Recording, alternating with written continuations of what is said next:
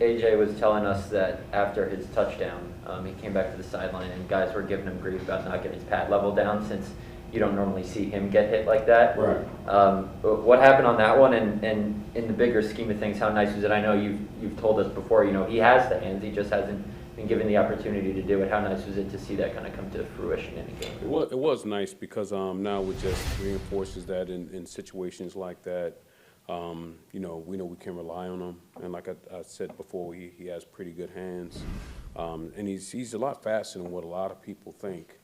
So there's, it kind of helps us expand his role, and which I think helps Aaron, helps Aaron a lot in terms of not just, always having him in on certain things. We can utilize AJ in those same situations. And yeah, we all said to him, get his pads down. He just said, well, I just saw the end zone and, I wasn't going to be denied a touchdown. So I said, all right. He mentioned he'd probably put more time in with his hands with his pass catching this offseason than maybe any other time of his career. Was that one of the points of emphasis coming out of last season, or was that something he kind of did himself? Where did that come from? Well, when you evaluate guys at the end of the year, I mean, it was something that, we pointed out to him, because, especially, given, the role that Jamal also played in that, in that instance, that position requires for you to be involved in a pass game. And like I said, I mean, he's like, even as a rookie in some of those practices, he showed that those were things that he could do. But I think for him, he probably realized, especially with Jamal not being around, that we're going to lean on him a lot more to replace and do some of those things. So I'm sure that's why he definitely focused a lot more on that. And that one he caught along the Cincinnati sideline, not the touchdown, but the other 20-plus yard one, it looked like he made a really nice, smooth adjustment with his feet to then be able to catch the ball and sort of without breaking stride, get upfield. Is that something that he's worked on, or is that something that's just his natural feel for how to do that? Yeah, he's pretty. That's what I mean. He's pretty athletic, for a guy, his size. Now we do drills and stuff to put him in athletic positions, changing direction. But it was something that that we noticed about him when we drafted him, and that's why one of the reasons why we drafted him so high is because he was more than just a big back. I mean, he was a big back that had some athleticism to him. I mean, look at the other one check down that he had. We made the guy miss an open field. I mean, sometimes you don't see a lot of big backs that can, put a subtle move on somebody in the open field like that. So, Ben, speaking of AJ, I always think of you as the high school teacher, and you've had so many kids that you've had to teach here, right? I mean, going back to 17 with Aaron and Jamal coming in. When do you start to get a feel for when a guy's talent is starting to match up with his understanding of the NFL game? You've had so much experience with that, and where is AJ kind of in that journey?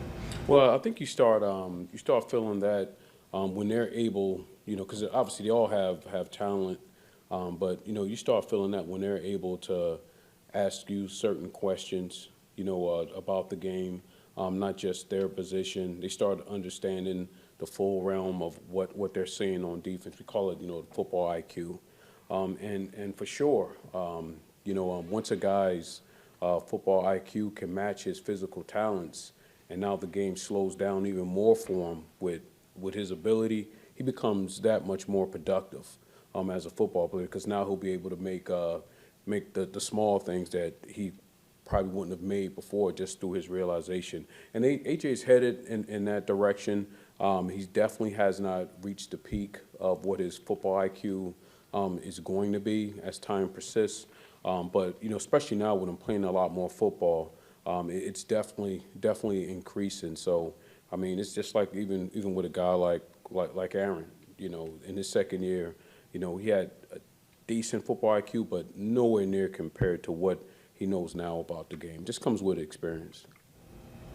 Is the game plan to have Kylan Hill play right in the beginning, or did something happen that? No. It was designed for him to be in, at that particular time for that play. He's a guy that you want to play more. And speaking of AJ, it's kind of what AJ had to go through last year, with Jamal, being the number 2 guy. So we try to work him in the spots. We totally, trust his ability, and he's gotten so much better in terms of being trustworthy, whether it's something dealing with protection or some other phase of the offense, because he gets a lot of reps during practice. And I'll just always tell him, hey, you just never know. You got to prepare and be ready to go, just like you're actually starting in the game. And, he's kind of taken hold to that. He doesn't, complain. And obviously, for guys like him coming out of college that were used to playing a lot and enjoyed a lot of success, it's hard for him. So it shows a really nice sign of maturity that he's handling that, at least around me, in the team he is. I don't know what he does when he gets at home. He may be, throwing a couple of, certain words at me. Who knows?